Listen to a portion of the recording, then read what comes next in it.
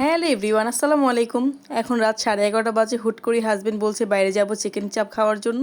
তো আমিও যেহেতু বাইরে একটু ঠান্ডা ভালোই লাগবে তাই রেডি হয়ে গেলাম। আর সাথে যাবে সাফিনকে শীতের ড্রেস পরে একদম প্যাকেট করে নিয়েছি যাতে ঠান্ডা বাতাসটার গায়ে না লাগে।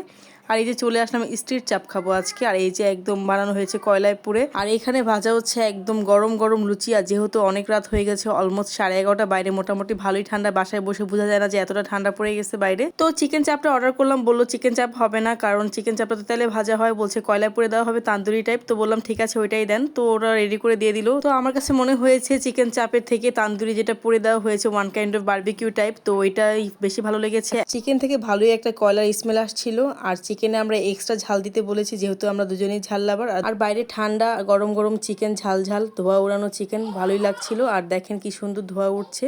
তো খাবার টেস্টটা খুবই ভালো ছিল। এখন যাব বাসার দিকে। আর রাস্তায় একটু বিরতি নিলাম, আর ফাঁকা রাস্তা পেয়ে আন্ডারপাসে ওকে একটু নামিয়ে দিলাম হাঁটার জন্য।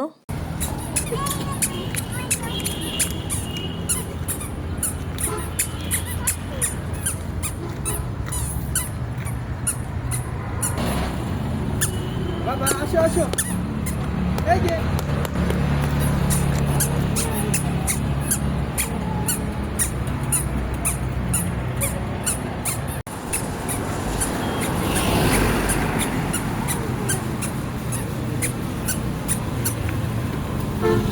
তো বাবু অনেকক্ষণ হাঁটাহাঁটি করলো। সম্পূর্ণ ভিডিওটা না দিই, এমনিতে ভিডিও অনেক বড় হয়ে গেছে। সম্পূর্ণ ভিডিওটা দেখার জন্য অনেক অনেক ধন্যবাদ।